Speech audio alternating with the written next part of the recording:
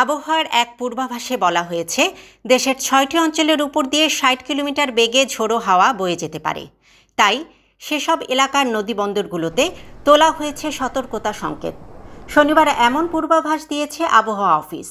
আবহাওয়াবিদ AKM Nazmul হক জানিয়েছেন, খুলনা, বরিশাল, পটুয়াখালী, নোয়াখালী, কুমিল্লা এবং চট্টগ্রাম অঞ্চলগুলোর উপর দিয়ে দক্ষিণ পূর্ব দিক থেকে ঘন্টায় ৪৫ থেকে ৬০ কিলোমিটার বেগে বৃষ্টি ও বজ্র বৃষ্টি সহ অস্থায়ীভাবে ঝোড়ো হাওয়া বয়ে যেতে পারে। এসব এলাকার নদীবন্দরগুলোকে ১ নম্বর সতর্কতা সংকেত দেখাতে বলা হয়েছে। অন্য এক পূর্বাভাসে বলা হয়েছে, মৌসুমি বায়ুর অক্ষের বর্ধিতাংশ পাঞ্জাব, হরিয়ানা, উত্তরপ্রদেশ, বিহার, পশ্চিমবঙ্গ ও বাংলাদেশের মধ্যাঞ্চল হয়ে আসাম পর্যন্ত বিস্তৃত রয়েছে। এর একটির বর্ধিতাংশ উত্তর বঙ্গোপসাগর পর্যন্ত বিস্তৃত।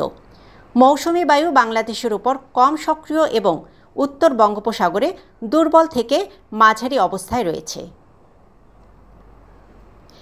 রবিবার খুলনা, বরিশাল ও চট্টগ্রাম বিভাগের অনেক জায়গায় এবং রংপুর, রাজশাহী, ঢাকা, ময়মনসিংহ ও সিলেট বিভাগের ২-১ জায়গায় অস্থায়ীভাবে দমকা হাওয়াসহ হালকা থেকে মাঝারি ধরনের বৃষ্টি ও বজ্রসহ বৃষ্টি হতে পারে। সেই সঙ্গে দেশের কোথাও কোথাও মাঝারি ধরনের ভারী বর্ষণ হতে পারে।